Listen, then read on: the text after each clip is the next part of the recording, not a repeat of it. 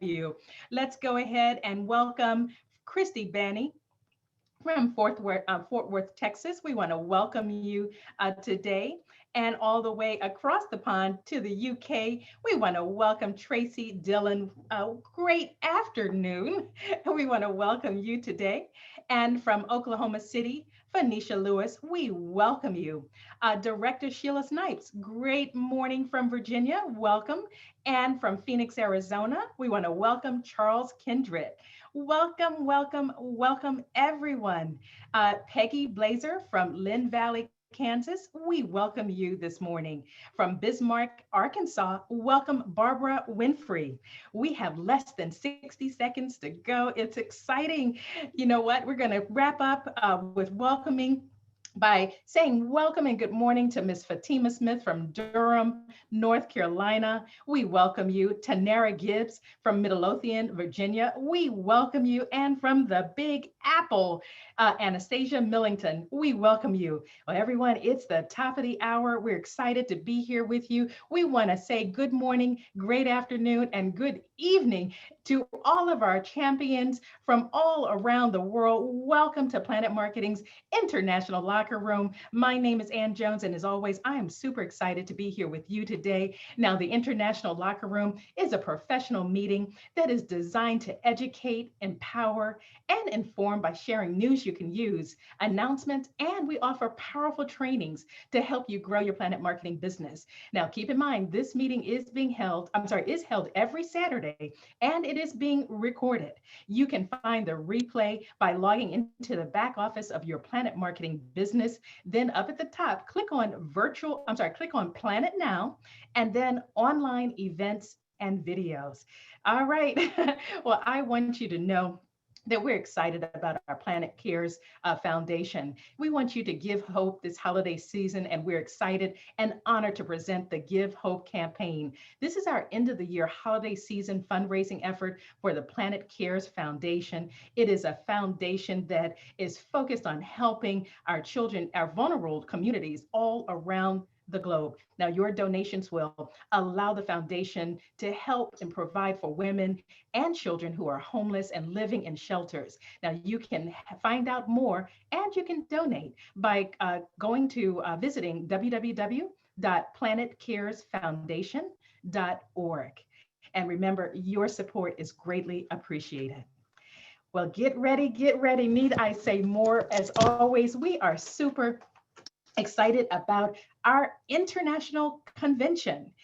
Mark your calendars for August 26th through the 28th because all roads will be leading to Dallas, Texas. We will be staying at the beautiful Gaylord Texan Resort.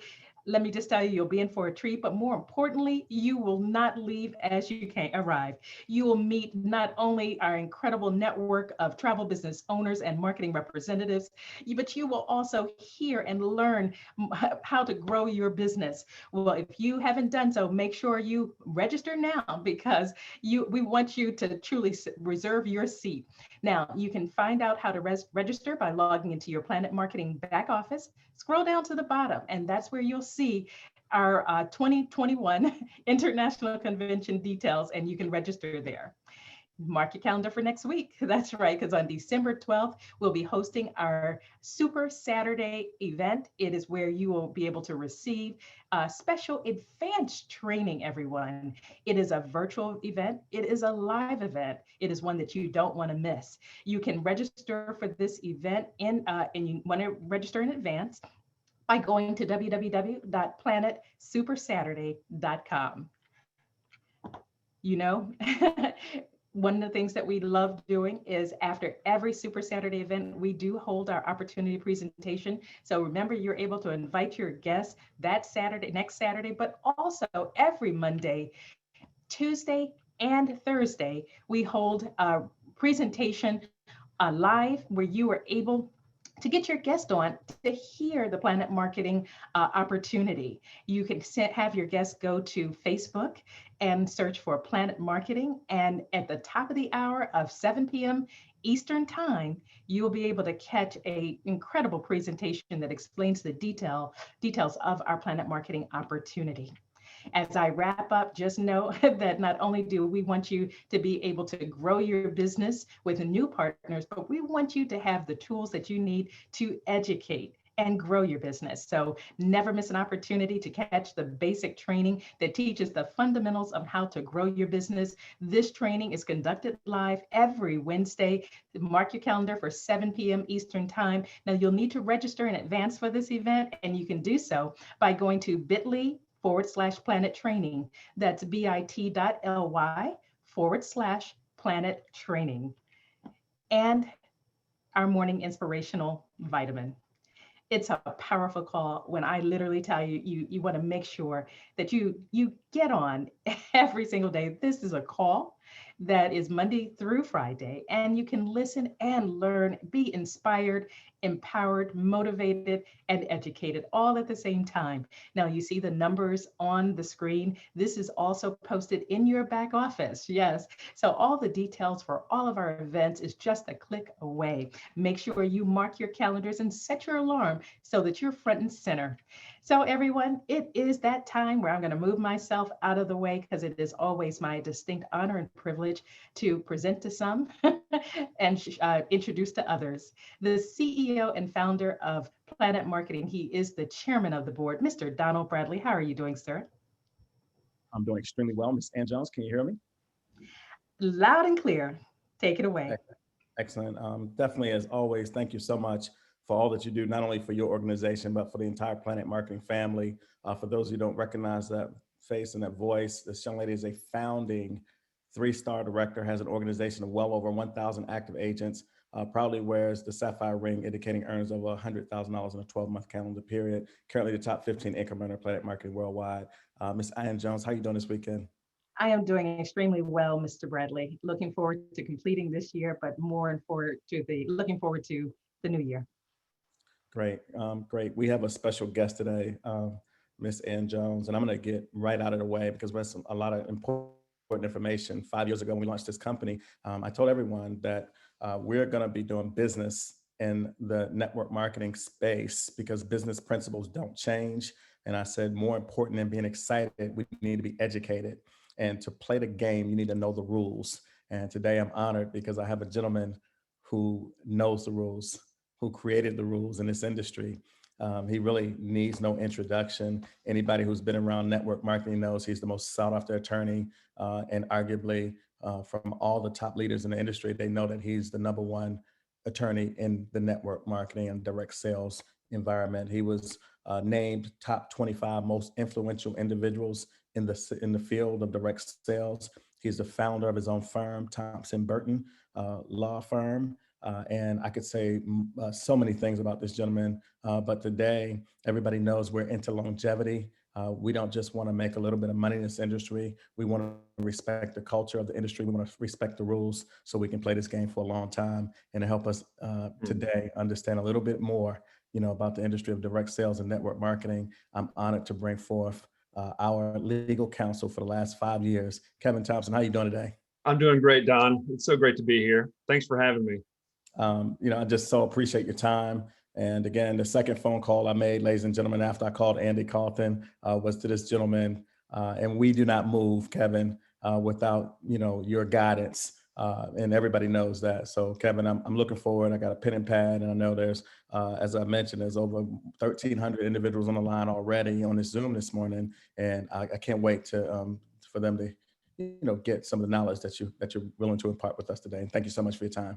You're so welcome. And hello, everybody. And this is absolutely an incredible honor for me to be presenting to this community.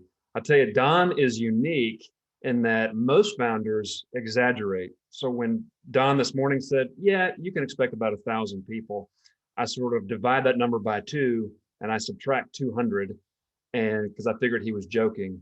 And in fact, he was underestimating because it looks like we've got 1,300. So that's incredible. This is just an incredible community that you guys are a part of. And it just shows me how hungry this community is for information, for inspiration.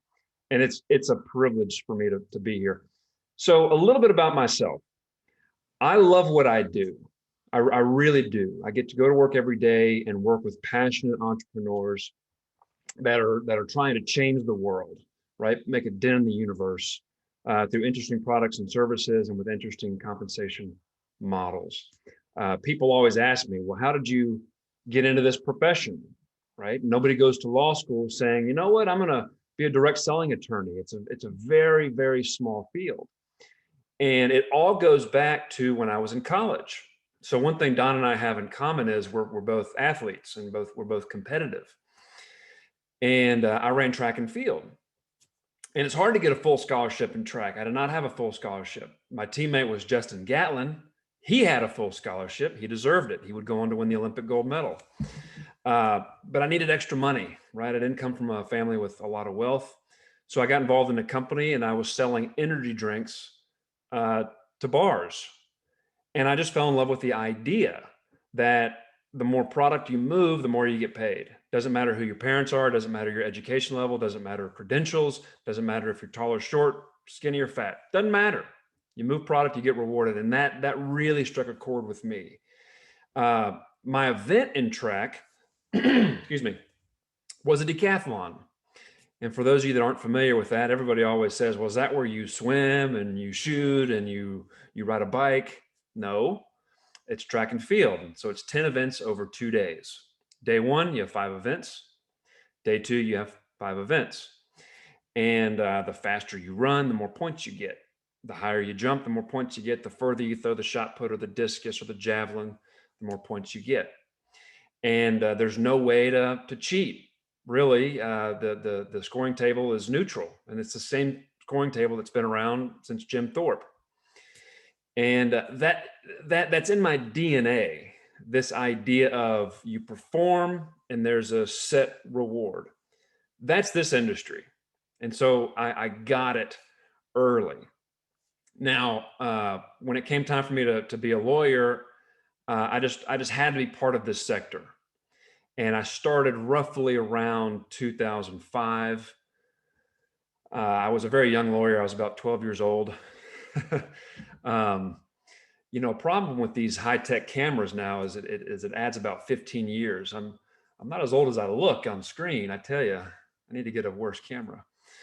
But no, when it came time for me to focus on what sort of lawyer do I want to be, I had to be part of this industry, because it's just tremendous.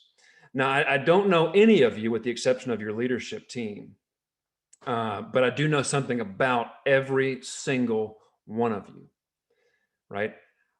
I know you're driven.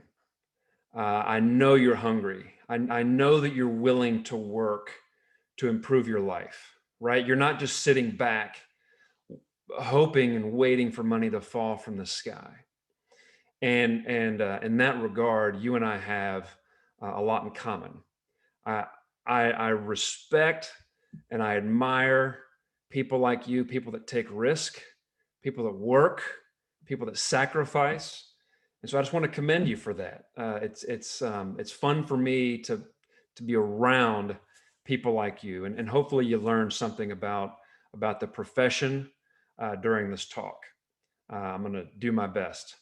Usually when it's a physical conference, when they say, hey, Kevin Thompson's coming up, he's the lawyer, that's usually when people stand up and they go straight to the bathroom, right? It's a bathroom break. And I'm watching them pour out the window. I try not to make it boring. So keep that in mind.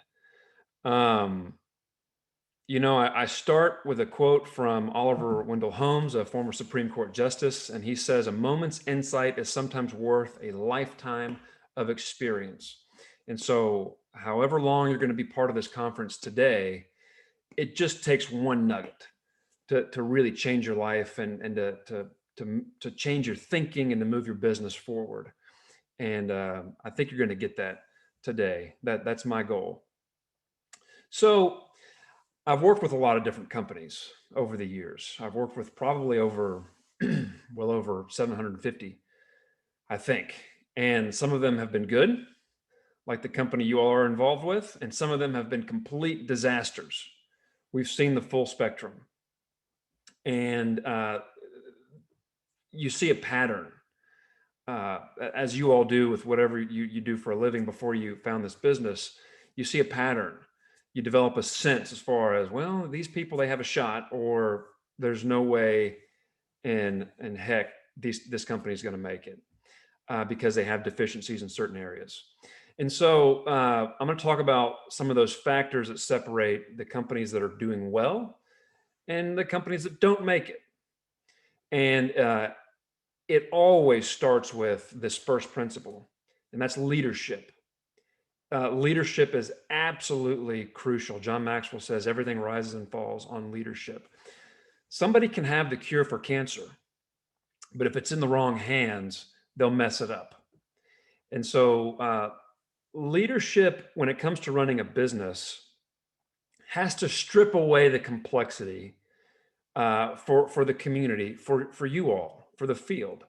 Essentially, folks like Don Bradley and Andy Cawthon and Amanda Restivo, those are the people that I interface with. They catch the arrows and shield you guys from the complexity and sometimes the ugliness of running a business. Excuse me. And there's a lot of relationships involved with making this business move. And good leaders manage those relationships well, keep those relationships healthy to keep the enterprise moving appropriately. What sort of relationships? Well, relationships with a lawyer, for example. Don Bradley made it very clear early that he values my input, which really separates him from a lot of other clients, in that a lot of folks, they say, well, what can we get away with? Right? Yeah. Tell me the rule, but give me the probability of us getting caught. Those are very uncomfortable conversations for me to have. Never had that problem with Don. He's by the book. and always has been over the past several years that I've known him. Sometimes they're short discussions. He'll say, what would you do? I give him an answer, and then do the lawyer thing, but he said, hey, that's enough. That's enough. We want to be by the book. And that's a sign of good leadership. What other sorts of relationships? Well, software, right? You guys log into your website, and most of the time it works. It never works 100%, but there's a lot of complexity there. There's complexity with your travel providers or with your credit card processing companies, and with there's a perhaps maybe an office lease somewhere, or employees. That's all complexity that you all don't have to worry about. And that's really important. And good leaders, they keep all those plates spinning effectively. And so that's the number one thing that separates, number one factor, at least, it separates the companies that make it from the ones that don't. I've seen plenty of companies where the leader has, the founder has a good idea. They've got their hands on an interesting product, but they just don't have the soft skills to manage relationships with professionals, or to hire and recruit people. It's one thing to recruit in the field, but to recruit an internal team and to keep that team working together, it's different. And so I've seen a lot of founders really falter when it comes to that. You guys are in great shape. I can't, go on to the next segment without talking about Andy Cawthon. Sorry. I love Anthony. I want to say Anthony. I love Andy. I've known Andy for a very long time, and he's a great man, a very humble man. And he's just incredibly knowledgeable about the industry because he's been around a while. But he also understands that there's more to learn. And so he's never come across as somebody with just an unbearable ego. We all have egos and we have pride. But Andy, for as experienced as he is, to have the attitude that he has, it's just been a pleasure to know him for the amount of time that I've known him, and to work with him. And so you guys are really lucky to be working with Andy. The chemistry with Andy and Don is really remarkable. And then of course, Amanda Restivo, I work with her primarily because she does a lot of the compliance work, and she's tremendous. She's very reliable, very timely. I never have to follow up to see if something gets done. She's been an incredible resource for you guys. So the second factor that separates companies that do well in this sector from the ones that don't. It's obvious, but it's product. You have to have compelling product. Here's why product is important. Here's the main reason and why the law is part of that discussion. Everybody's been asked, is this one of those pyramid scheme things, right?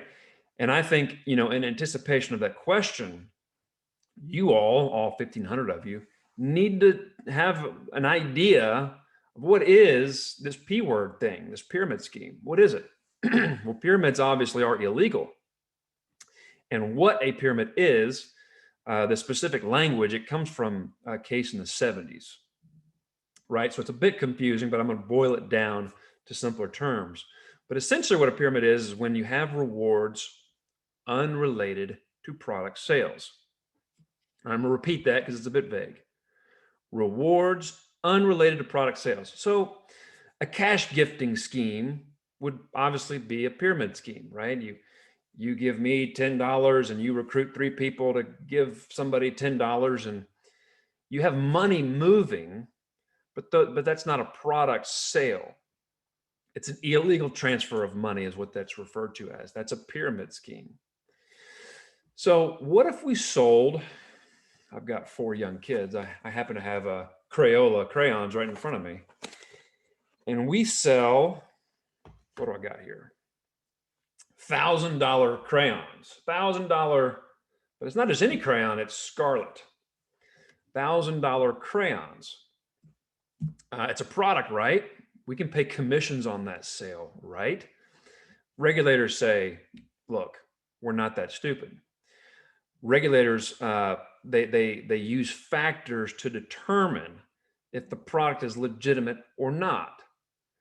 $1,000 crayon, really? So regulators, what they would look at is they say, well, are customers buying the product? That's the main thing. Are people outside of the network buying the product? If the answer is yes, well, that's a good sign that the product has value.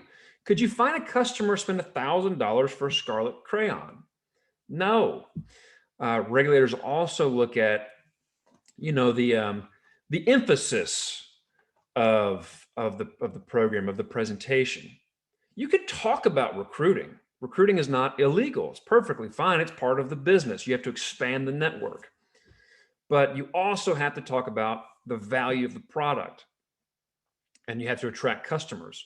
So regulators look at the emphasis, and that's art, not science. That's where you in the field, you have a really significant responsibility. You need to be careful because what you say, it's as if Don Bradley himself said it, right? The company is judged based on your behaviors. So you have to have a disciplined message. So regulators look at customer sales. They look at the emphasis of the program. They also look at the structure of the plan to make sure that there's some rewards for customer sales. Now, usually at a live event, I say, hey, show of hands, how many people here have a customer? And usually I check in advance to make sure the company has good customers before I ask the question. Because I've done that before and nobody raised their hands, and that was awkward. But I know for a fact you guys have a lot of customers, which means you're selling something real. You've got real product. That is absolutely vital, right? So having a product in this industry is vital, and it can't just be a Me Too copycat thing. It needs to have unique properties to it, and based on your sector that you're in with the travel sector and the sorts of benefits that I've seen, you guys have a compelling offering, which is great. So product is vital. It's common sense, but I throw that in there because that's part of the P word thing, the pyramid scheme thing. A company is not a pyramid scheme if they can show that there's a healthy amount of customer activity. If we were selling $1,000 crayons, blue-green crayons, you're not going to have any customers. And the only way to make money in that program is to recruit, teach people to buy the crayons for themselves, and to recruit more people and teach them how to buy the crayons. And it's just an internal market that you're creating. It's a fake market. And that would be considered illegal.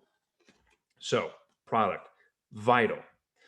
Third thing, the third factor that separates the companies that do well and the companies that don't, excuse me, it would be compliance. And this is where people go, oh boy, the C word, compliance. This is terrible. Actually, your founder takes this word very seriously. And I think compliance is good for business, especially now. So I start with a story about Paul O'Neill, I believe his name is. Yeah, he was a Secretary of the Treasury, the equivalent of Steve Mnuchin now, for George Bush Sr. Excuse me. A little caffeine. And before he was in politics, he was the CEO of Alcoa Aluminum Company. And his first speech to the shareholders, he stood up there and he blew everybody's minds, right? Because what do you expect a new CEO to talk about when they're presenting to shareholders? You expect, we're going to increase our profit margin. We're going to increase international expansion. We're going to drive our costs down. We're going to improve efficiencies, right? Shareholder value, profit. And he didn't. He said, we're going to focus on one thing, just one thing. And with that singular focus, it's going to drive everything else. And the one thing was, not compliance, safety. Safety was the one thing. And there was a big sell-off in the stock, right? People are like, this guy's out to lunch. Yeah, safety has nothing to do with profit. It's insanity. And under his leadership, of course, the stock would just balloon in value because safety, it turned out, was what I call a keystone habit, a centerpiece, where it has the power to really support a much larger structure. By focusing on safety, he improved worker morale, right? Because it minimized workplace injuries, because you're dealing with aluminum, you're dealing with heavy metals and heat and factories. So you minimize injuries, you minimize litigation, worker morale improves. If you're trying to create a safe environment, excuse me. If you're trying to improve safety, you're going to focus on the machines. How can we make these machines safer? Well, when you make the machines safer, they made them better, more efficient, more productive. So production went up, litigation went down, worker morale went up, the communication flow between labor and management improved, increasing speed, everything just exploded from there. That one little focus. In this industry, that keystone habit is compliance. It's not just cutting a corner and having an interesting promotion, good marketing, even the new product. It's focusing on compliance because, as Warren Buffett said, it takes 20 years to build a reputation. It takes 5 minutes to ruin it. And when companies disregard compliance, they might be able to cheat and do well short term, but eventually, as my father-in-law would say, who's a Baptist minister, be sure your sins will find you out. It catches up to them. And so what does a focus on compliance look like in this industry? It's being honest, right? Particularly in the era of the coronavirus. Regulators are very sensitive when people are offering income opportunities as a solution for economic uncertainty, which again is legal. You can talk about the financial opportunity, but make sure you do it well. So here are some ways you can do that well. You guys have an income disclosure statement. It's my understanding you use it very well as an organization. I want to, first of all, commend you for that, because a lot of folks don't. They don't use that disclosure statement. And if they have it, they don't use it very well. And the income disclosure statement for the newer folks is it's a document that shows the average earnings. It's not super exciting because the benefit of our industry is it's easy to join, right? It's easy to join. It's low risk. You know, compared to a franchise, it's kind of a no-brainer, right? With a franchise, for example, a fitness studio, it could cost $500,000 to get the equipment, to do the build out, to have enough cash for the payroll. 500 grand before you launch, you're not guaranteed to make any money, right? That's franchising. Legal, it's fine. Here, much lower risk. Okay. But still, it's not easy. So you have a compelling offering, but be sure that when it comes to promoting the income opportunity, it's not easy. It's a good deal. It's low risk, but it's not easy, right? Income takes work and nothing's guaranteed. And back to the point I was making before I trailed off there, is that in our industry, it's easy to join, which makes it easier than franchising, but it's also easier to quit, which means a lot of folks join, they do nothing. And unfortunately, the FTC, they've made it very clear that even if you have people in the database and they're inactive, you have to factor that data into the average. That pulls the average down. So a lot of folks, they see the average and they just don't want to share it. Well, just be honest about it, right? It's just like the reality is consumers nowadays expect to see disclosures. You see the commercials, right? The weight loss commercials. There's disclosures all over the place. We sort of know, particularly as American consumers, we know nothing's guaranteed. We know that instinctively. So seeing a disclosure isn't really a deal killer, but that's important. So when do you show the disclosure document? Whenever you make an income claim. It's that simple. It's a rule. So whenever money is discussed, that technically is above average. If an above average result is shown, then a disclosure needs to be present. So there's three types of income claims. Number one, you show off your own check. Hey, look, I made $5,000 in this business. People say, hey, it's my check. It's my First Amendment right. I can say what I want to say. Well, regulators disagree. They say, well, you're advertising, which there's limitations on that. And if it's an above average result, the person that sees the message will assume that it's typical, right? That's the assumption. We can argue whether that's accurate or not. That's how regulators look at it. And when I say regulators, I'm referring to the Federal Trade Commission. So you show your result. This is my check. You got to provide a disclosure statement, a link to the income disclosure statement. You know, please see here for our average incomes. So that's one kind. Another kind is a hypothetical. If you do X, you can earn Y. That's an income claim. Same rule. Another one, which is a bit more nuanced, is what's called a lifestyle claim. And that's where you show images of success, like you with the house, and you're doing a Facebook post. Okay. And you say, I love my business. I love Planet Marketing. Thanks, leadership team. This changed my life. Okay. That's an income claim because the statement is the earnings from the business led to that lifestyle goal. Could be a car, could be even a vacation. And if there's a connection to the business, like if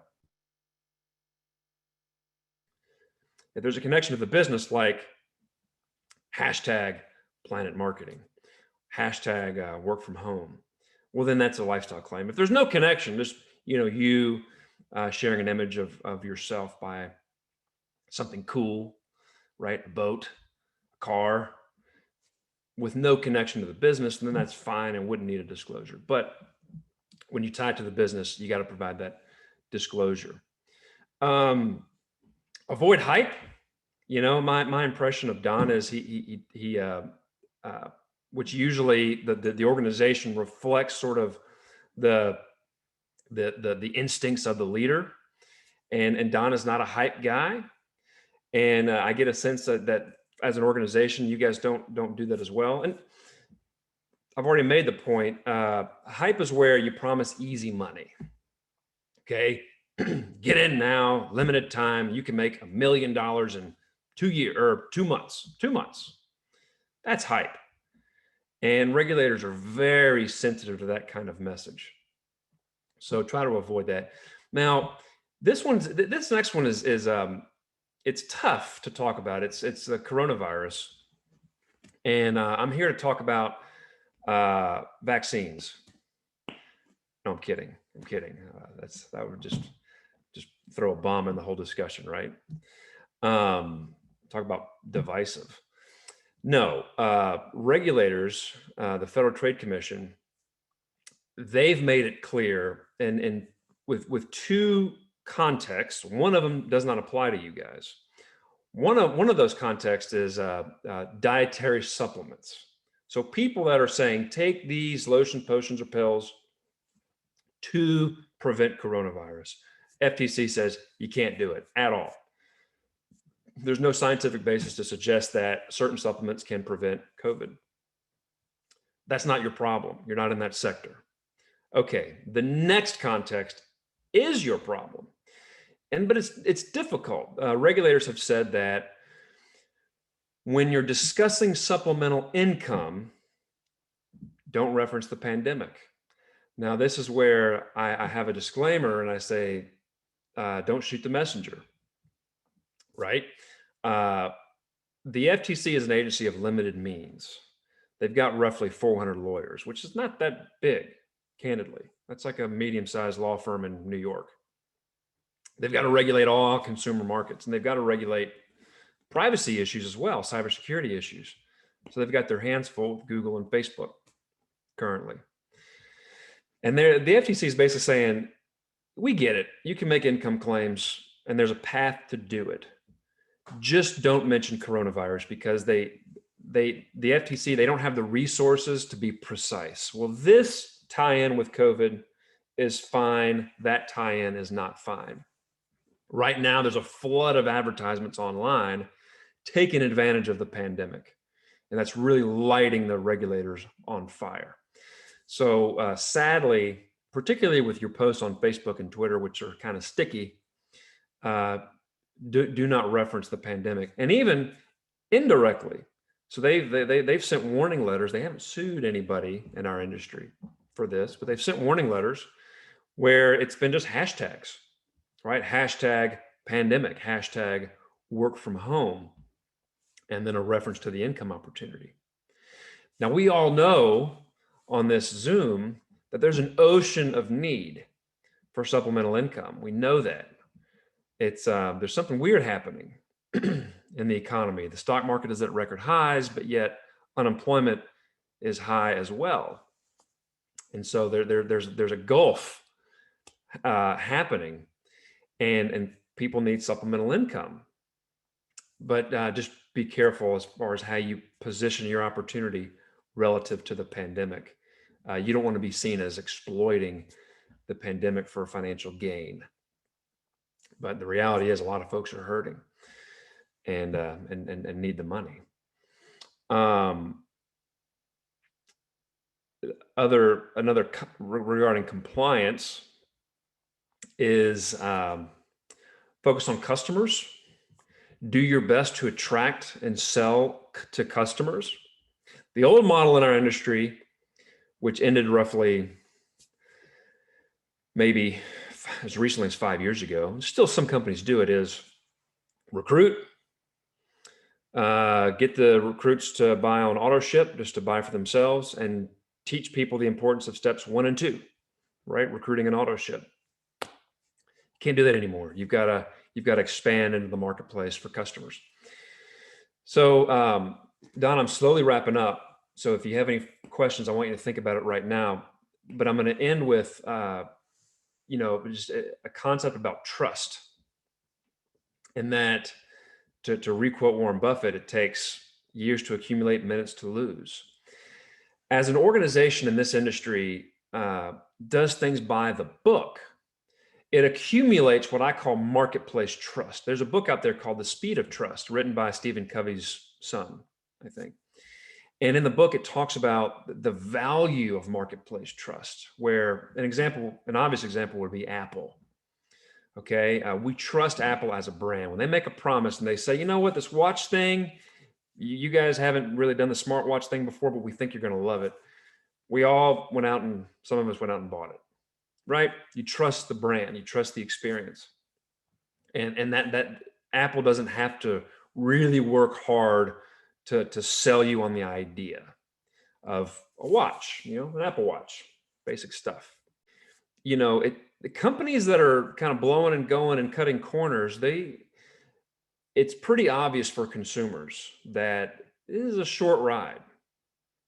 And for you all in the field, you want to be with a company that's committed to longevity, right? It's not the money you make, it's the money you keep.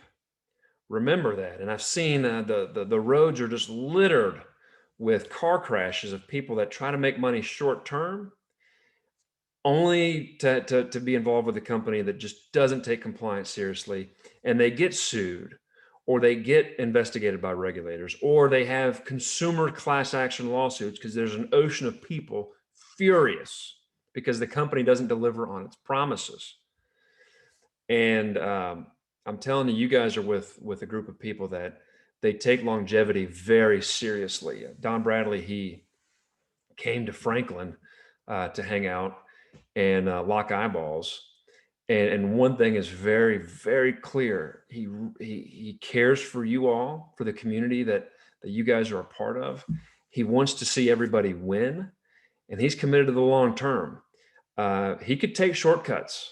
He could take some performance enhancing drugs if he wanted to, and he chooses not to because he cares about you all, and he cares about his legacy, which I really enjoyed my time with him.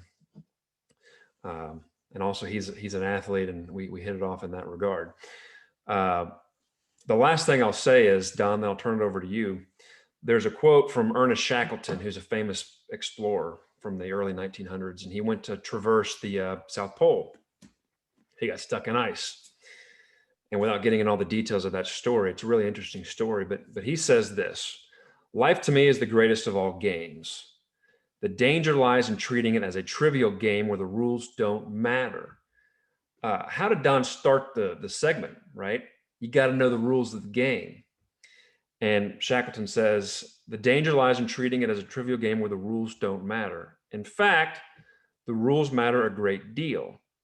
And even to win the game is not the chief end. The chief end is to win it honorably. And so I want to commend you guys for trying and doing your best to win honorably. You got a great leadership team. You got solid product. You got a healthy focus on compliance. Onward and upward. Kevin, thank you so much. And I got to say this publicly, because I've said it privately to a few people after I left Franklin, Tennessee, after locking eyeballs with you and having an amazing day up there with you. Is Kevin, I'll go on record for saying you're one of the most amazing individuals I've ever met in my life. And I don't take that lightly, and I don't say that for any other reason, but you need to know that. Thank you. I appreciate that. Yeah, and it's a pleasure doing business with you, and thank you for guiding and protecting Planet Marketing over the last 5 years. And I look forward to just many, many, many, many years to come, because we both made it very clear it's very important to create a legacy. We both have children, we both have followers, and it's very important.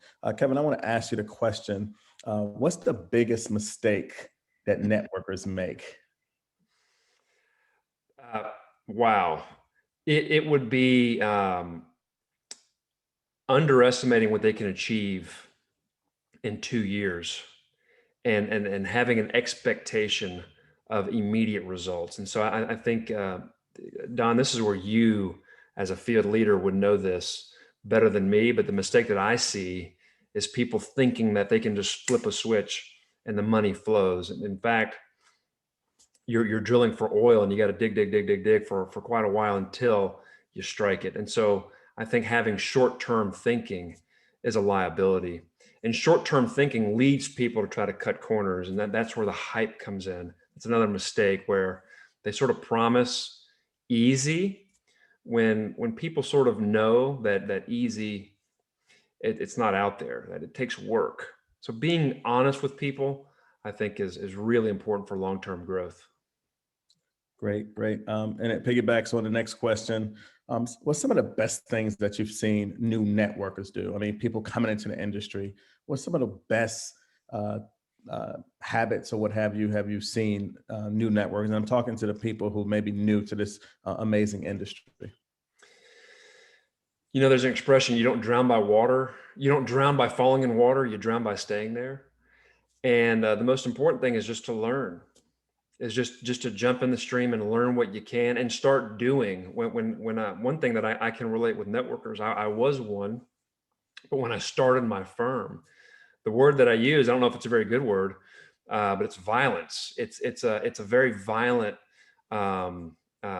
activity, I'll say. And maybe a better way of putting it is just massive energy, and just investing energies. And what happens is you get feedback from the market as far as what works or what doesn't.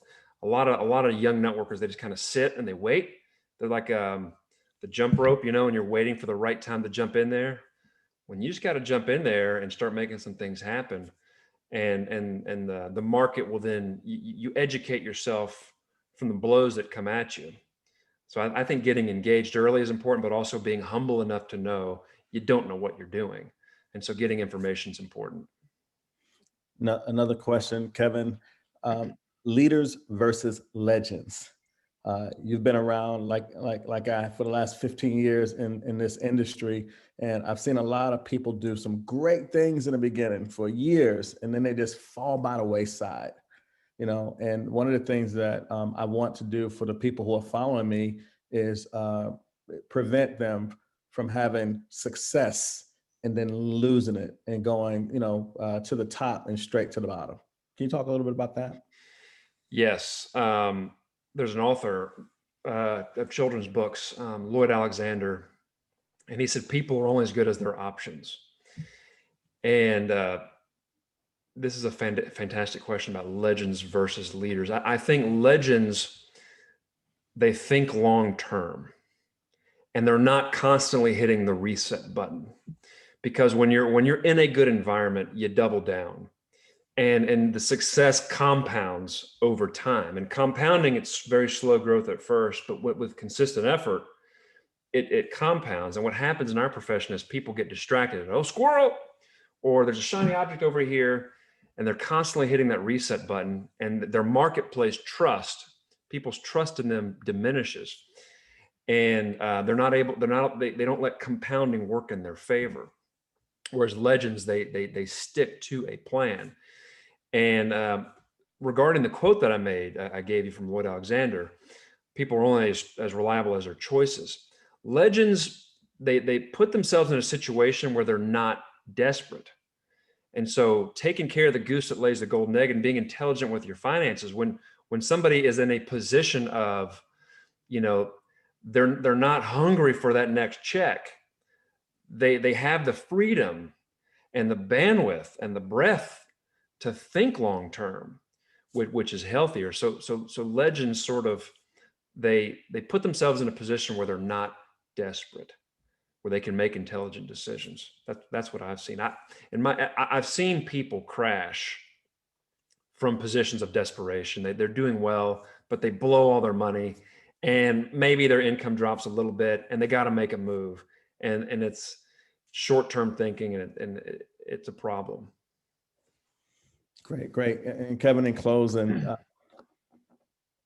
anything that you'd like to leave with the 1,600 people now that's on this Zoom, from obviously one of the greatest minds in the industry, anything from your heart that you'd like to leave with the planet? I wish you guys the best of success. You guys have tremendous leaders. You can trust these folks. You're in a boat, and you're trusting that these people will not sink it. And I really admire and respect all of you for the risk that you're taking. And I don't think anything comes without some measure of risk. And you're rare for that. I love this industry. It's in my DNA. I think of my granddad, who was the son of immigrants, and his dad came over from Italy, and just the risk taken. And he started a grocery store. My granddad started a beer business. My mother started a business as a single mom back when it wasn't cool for women to do that. And I started a business. And you all, in that respect, you all have your own business as well. You don't move the product or service, you're not going to be paid. And so from one entrepreneur to another, I wish you the best success, and I hope you achieve what you're looking to achieve. Kevin, again, thank you so much for your time. I don't take it for granted. And just thank you for the guidance over the last several years, and looking forward to the future with you. Likewise. You take care, Don. It was a pleasure. Thanks. Thank you. Thank you. Ladies and gentlemen, that was just an amazing segment. I'm just privileged to have the relationship with that gentleman. And we're very serious about creating a legacy company and having longevity and creating incomes that we'll be able to leave for our children. But in order to play the game, you've got to know the rules. And not only do you have to know the rules, but you have to follow the rules. We always talk amongst our leadership, there's even rules in the jungle. There's always rules. Even being self-employed, you have to listen and follow the guidelines. And you heard Kevin speak of the Federal Trade Commission. This industry is heavily regulated, and for us to have longevity, we have to do things correctly. All the things that we've been saying over the last several years is very, very important. And I am going to take the time to bring up, the number one income earner in our company. This gentleman really needs no introduction, but he's the current MVP of our team. And he proudly wears the double diamond ring, indicating earns over $1 million in a 12-month calendar period. Mr. Shedrick White, what did you think about today's segment? Mr. Bradley, absolutely phenomenal. More than being excited is being educated. And Mr. Thompson gave us such an education and value, so we really understand, not emotional, but really understanding the industry, so that you can, like you said, know the rules to the game, and you can play and follow the rules and understand they're not there to hurt you, they're there to protect you. So I thought it was absolutely outstanding, class act. It just shows, as a leader, how much you want people to win. And instead of keeping the information, you get it so the whole planet can hear it, Mr. Bradley. So I think it was phenomenal. Thank you so much for having Mr. Kevin Thompson on. And Shedrick, over the next year, we're preparing for an amazing 2021. This has been, somewhat of a challenging year for a lot of families, that we want to go out there and fight for and protect. And as we get prepared for 2021, we're setting the stage and letting you know that we want to do it the right way. Just as we said 5 years ago, Shedrick, and I know you remember me saying, we're going to be in an industry of network marketing, but we're going to be doing business, because business principles don't change. And when you master the fundamentals, of a business, you can do well for a very long time. And Shedrick, our message has been consistent, and now we're going to continue to back it up with experts like Kevin Thompson and the Andy Cawthons of the world, and do it the right way. People who have those experience and those expertise. And Shedrick, our message has been very plain and very clear, for the last 5 years, and it's going to become even more clear over the next 5 years. What are your thoughts, Mr. Shedrick White? I agree with you 1,000%, Mr. Bradley. Once you become educated, you're empowered. And as I was, based on what you said, I agree 1,000%, because business principles don't change. And when we're doing business, we are in the network marketing industry, and I love we learned the rules. Again, it's not hype, it's not selling lifestyle. He made it so simple so you can explain, so you start telling people it's easy, right? They understand there's work involved, and just really breaking things down to show the correlation, what you can do, what you can't do, but what the regulatory bodies are look stoppable, Mr. Bradley. Yeah, absolutely. And Shedrick, people know your glory, but they don't know your story. And I'm glad Kevin said that about easy, just about, short-term thinking and never promise easy. And Shedrick, it's not been a Saturday that we haven't said it's hard. Let's start by this. Why is it, telling people up front, this is hard. And I'm glad he also broke it down. He talked about 2 years, don't underestimate what you can do in 2 years. Give this 2 years. You see people come in and in 90 days, they say it didn't work. But Shedrick, I know when he said that, I know you were smiling. Absolutely, Mr. Bradley. I mean, from ear to ear, because I was told that early on. I may have been from you in the training, but it said most people overestimate what they can do in the first 6 months, but they underestimate what they can do in the first 2 to 5 years. And Mr. Bradley, often, I even told my team this morning, I've been in the industry for 20 years. So a lot of times people will say, oh, in 3 years, you made $1 million. No, I didn't make $1 million in 3 years. It was accumulation of years of working and serving and learning and falling and getting back up. So I love the responsible message, because so many people, they not only underestimate what they can accomplish, but they'll go to their job and work there and put the work in and go back to school and understand. But when it comes to their business, they don't make the correlation that it takes work. But why not be willing to work as hard for yourself, learning the skills, being disciplined, plugging in, as you want to work for someone else, Mr. Bradley? So I thought it was very, very responsible. And I think that's why you do that every week, because you being an entrepreneur yourself and going from entrepreneurship now being the owner of the company, it wasn't easy. But people see you make it look easy. And like we say, we apologize. You made it look easy, but it's not easy. It's hard work. But if you want to put in the work, you can't get the reward, Mr. Bradley. And Shedrick, again, you and I have been together for about 15 years now in the industry. We grew up in the industry together, learning the industry together, failing together, succeeding together over the years. But he said something also that stuck with me. And for champions, like us, it's not just important to win, it's important to win honorably. And I know you got that, Shedrick. Absolutely, Mr. Bradley. That quote was profound, and I'll quickly over the book, but you're right. It's not only just to win, because you can take a shortcut, but like you said, to win honorably, to know that you laid it all on the line and you won, but you didn't have to cheat somebody else out, or you didn't have to take a shortcut, or you didn't have to take from someone else's family. You did it the right way. You can hold your head up high, and you can put your cleats, but you did it the right way, Mr. Bradley. And you've always focused on, I'm not only going to win, but I'm going to win the right way. I'm going to tell the right numbers. I'm not going to exaggerate it. This is what it is. I'm going to do it honorably. And you're one of the most honorable people I know, Mr. Bradley. And you said that. Now, I also like what he said is the organization takes on the tone of the leadership, and you not only do it honorably, but I love the fact you talk about not the hype, and we're winning. And those questions that you asked were so phenomenal. So again, this was just, amazing, Mr. Bradley. Everybody has to not only take the notes, but listen to the replay once it's posted.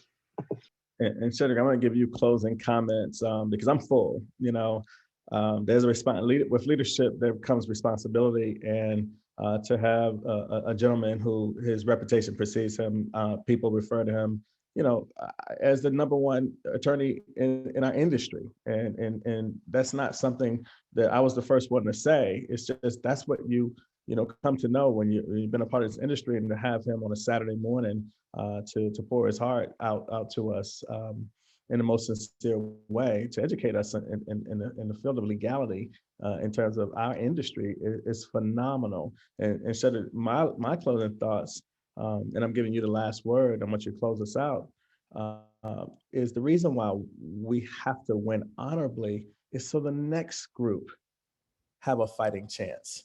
So we can develop a culture of winning honorably so that we can duplicate that. And the success that you and I have been blessed to have, we can share that and duplicate that with people for generations to come. So that's why it's important not only for us to win, but for us to win honorably so we can win for a long time. And Shedrick White, I'd love for you to have, just the closing words and close out today's locker room session. Well, thank you so much, Mr. Bradley, for even allowing me to be a part of this amazing Zoom platform.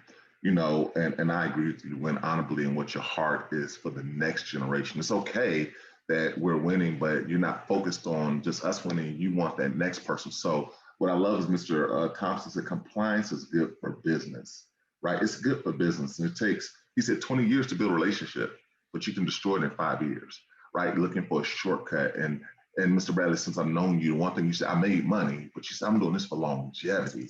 Right? I made money, but I want people, I want it to last for the children's children. And so you put a business in place. And one thing you also say, guys, when we're out there speaking, it's just as if Mr. Bradley said it. So we have to, again, we have a leader, we have a founder, a visionary who's focused on, man, I want to help the next person win.